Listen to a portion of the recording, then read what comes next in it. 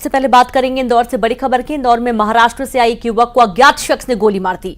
गणेश मोहिते नाम का यह शख्स महाकाल मंदिर दर्शन करने के लिए महाराष्ट्र से आया था। युवक को उस समय गोली लगी जब वो अंतिम चौराहे पर खड़ा था। युवक को आनंद फानन में तुरंत अस्पताल भर्ती किया गया। बताया जा रहा है कि जिस शख्स ने युवक को गोली मारी वो भी महाराष्ट्र के नंबर की गाड़ी से आया था। मल्हारगंज पुलिस केस दर्ज कर मामले की जांच में जुट गई है। बड़ी खबर आपको दे रहे हैं, जहां युवक को गोली मारी गई है और ये महाराष्ट्र से महाकाल के दर्शन करने के लिए आया था। अंतिम चौराहे में खड़ा था और इस दौरान इसे एक दूसरे युवक ने गोली मार दी है। जानकारी है कि जिस युवक ने इस पर गोली चलाई है वो भी महाराष्ट्र की गाड़ी से ही आया हुआ था और इससे ये आशंका व्यक्त की जा रही है कि हो सकता है कि दोनों एक दूसरे को जानते हैं और मल्हारगंज थाना पुलिस मामले की जांच में जुट गई है।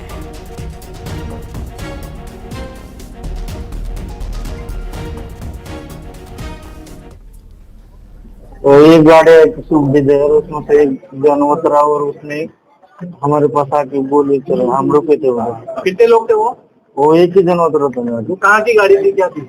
MS-05 वो तो मुंबई तरफ की थी। मुंबई की थे और हम पुणे के। आप कितने लोग थे? मैं और मेरे दोस्त। और संवाददाता मिथिलेश गुप्ता जुड़ गए हैं। मिथिलेश, ये पूरा मामला बताइए। अंतिम चौराहे में एक युवक को गोली मार दी जाती है, कौन है ये युवक और किसने गोली चलाई है? देखिए, फिलहाल पुलिस की जांच में अभी तक ये बात सामने आई है कि जिस व्यक्ति ने आरोप लगाया है गोली मारने का कि उनके ऊपर गोली किसी शख्स के द्वारा चलाई गई और हालांकि गोली उन्हें छूते हुए निकल गई है, ये बात उन्होंने पुलिस के बयान में दिया है।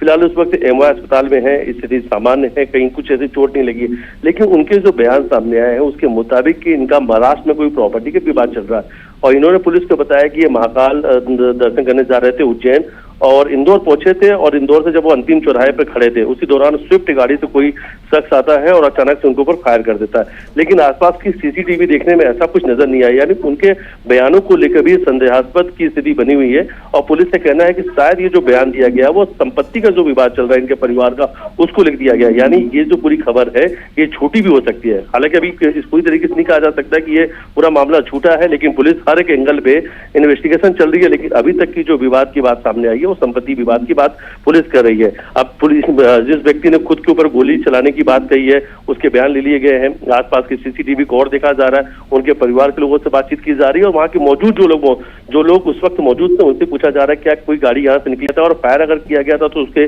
जो खोल है वो भी वहां मौके से पुलिस को बरामद नहीं हुए हैं। तो फिलहाल अब पूरे मामले की पुलिस इन्वेस्टिगेशन कर रही है, लेकिन कहीं ना कहीं पूरा मामला जो है प्रॉपर्टी विवाद से जुड़ा हुआ है। बिल्कुल, शुक्रिया आपका मिथिलेश तमाम जानकारी के लिए। तो प्रॉपर्टी विवाद ये पूरा घटनाक्रम बताया जा रहा है। महाराष्ट्र के दोनों युवक बताए जा रहे हैं, एक दर्शन करने के लिए आया था और दूसरा इसके शायद पीछे आया था इसको मारने के लिए। पुलिस मामले की जांच में जुटी हुई है। और अब खबर बीजापुर से है, जहां पर CAF कैंप में जवान ने खुद को मारी गोली। जवान ने सर्विस राइफल से खुद को गोली मारी। भोपालपट्टनम के रामपुरम CAF कैंप में गोली मारी गई है। जवान गंभीर रूप से घायल हुआ है। ASP ने घटना की पुष्टि की है। तो बड़ी खबर बीजापुर से आपको दे रहे हैं, जहां पर CAF कैंप में जवान ने खुद को गोली मारी। जवान ने सर्विस राइफल से खुद को गोली मारी है।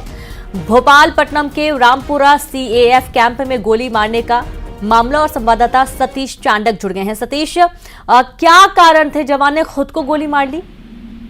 आपको बता दूं, अभी तक जो है कारणों का पता नहीं चल पाया है। बीजापुर पुलिस इस पूरे मामले की जो है जांच कर रही है और बीजापुर के जो ASP चंद्रकांत गवर्नर ने इस मामले की पुष्टि की है। भोपालपट्टनम इलाका है जहां एक रामपुरम में CAF कैंप है, वहां पर 15वीं बटालियन के वहां पर जवान रहते हैं। उसमें से एक जवान जिनका जो है बताया जा रहा है कि नाम बताया जा रहा है कि मनोज दिनकर है, जो सुबह जो है अपनी ही सर्विस राइफल से खुद को कनपट्टी में गोली मारी। हालांकि इनकी स्थिति जो है काफी गंभीर बताई जा रही है। अभी तक किसी प्रकार के कारणों का जो है स्पष्ट जानकारी नहीं मिल पाई है। शुक्रिया आपका जानकारी के लिए सतीश। तो इस तरीके से देखिए, फिलहाल अभी कारण स्पष्ट नहीं है। मामले की जांच हो रही कि आखिरकार जवान ने खुद को गोली क्यों मारी है। गंभीर हालत में जवान हॉस्पिटल एडमिट किया गया है। और खबर शहडोल से, जहां कोयले से भरी मालगाड़ी पटरी से उतर गई है। मालगाड़ी के 4 डिब्बे पटरी से उतरे। रेलवे स्टेशन यार्ड में मालगाड़ी के डिब्बे उतर गए। हादसे की वजह से ट्रेन की 4 लाइनें प्रभावित बताई गई हैं। शहडोल स्टेशन के प्लेटफॉर्म नंबर 1 पर यह हादसा हुआ है। ये देखिए तस्वीरें, जहां पर एक मालगाड़ी का जो ट्रेन है वो पटरी से उतर गई और इस दौरान कई जो डिब्बे थे वो उलट गए और इसमें जो कोयला लदा हुआ था वो भी गिर गया। अब इस कोयले को दोबारा से भरने की कोशिश, दोबारा से इस बेपटरी हुई मालगाड़ी को पटरी पर लाने की कोशिश, हालांकि इसमें काफी वक्त लगेगा। कोयले से भरी मालगाड़ी पटरी से उतर गई और पलट गई। ये एक्सक्लूसिव तस्वीर आपकी टीवी स्क्रीन पर। और जाहिर सी बात है कि जब ट्रेन ऐसे पटरी पर पड़ी हुई है तो उसके बाद कहीं ना कहीं जो ट्रेन का आवागमन है वो प्रभावित होता है। तमाम वैकल्पिक व्यवस्थाएं किए जाने की बात कही जा रही है। ये एक्सक्लूसिव तस्वीर आपकी टीवी स्क्रीन पर, जब कोयले से भरी मालगाड़ी पटरी से उतर गई और इस दौरान मालगाड़ी के 4 डिब्बे पटरी से बेपटरी हो गए। रेलवे स्टेशन यार्ड में मालगाड़ी के डिब्बे उतरे हैं। हादसे की वजह से ट्रेन की 4 लाइनें प्रभावित हुई हैं। शहडोल स्टेशन के प्लेटफॉर्म 1 पर यह हादसा होना बताया जा रहा है।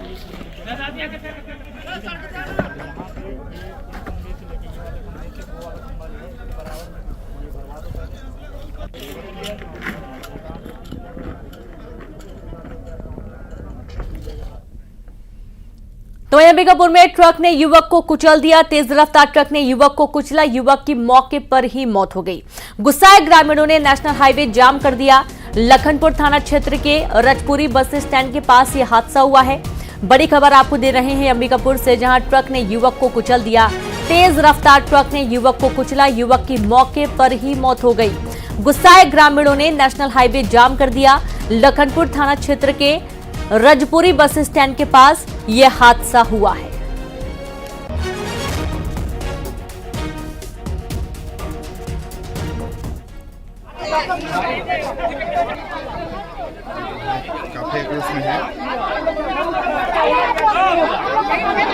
और संवाददाता श्रवण महंत जुड़ गए। श्रवण, ये भीषण हादसा सामने आ रहा है, पूरी जानकारी दीजिए।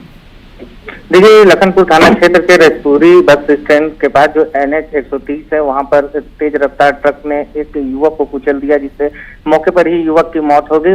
जो मृतक युवक है वो रजपुरी गांव का ही रहने वाला है। संदीप पैकरा उसका नाम है। बताया जा रहा है कि वो सड़क पार कर रहा था, इसी दौरान तेज रफ्तार जो ट्रक है ने उसको कुचल दिया है। और जैसे ही मौत की खबर हुई, आक्रोशित ग्रामीणों ने NH 130 पर चक्का जाम कर दिया और जो है घंटों, जिसके बाद दोनों तरफ लंबी लंबी कतारें वाहनों की लग गई। पुलिस मौके पर पहुंची, लोगों को समझाइश दे रही है कि उस चक्का जाम को हटा दें। हालांकि ग्रामीण आक्रोशित हैं, उनका कहना है कि मुआवजा दिया जाए उस युवक के परिजन को।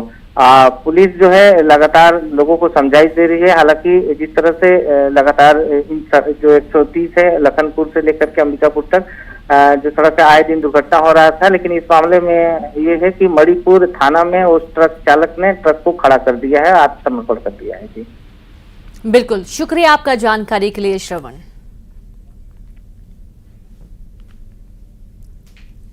और चलिए अब देखेंगे सुपरफास्ट खबरें तेज अंदाज में। और चलिए कुछ और अहम खबरों का जिक्र करेंगे। बात करेंगे दंतेवाड़ा में बिजली विभाग की घोर लापरवाही सामने आई है। बिजली की तार की चपेट में आने से 3 गौवंश की मौत हो गई। हाई टेंशन तार टूटकर जमीन पर गिरा था। तार की चपेट में आने से 3 गौवंश की मौत हो गई है। ग्रामीणों ने मुआवजे की मांग की है। बिजली विभाग के खिलाफ FIR दर्ज करने की मांग ग्रामीण कर रहे हैं। तो बिजली विभाग की एक बड़ी लापरवाही के चलते 3 गौवंश की मौत हो गई है और ये पूरा मामला दंतेवाड़ा का सामने आया है। बिजली विभाग की घोर लापरवाही से 3 गौवंश की मौत हो गई। और इसी के साथ खबरों में फिलहाल इतना ही। नमस्कार।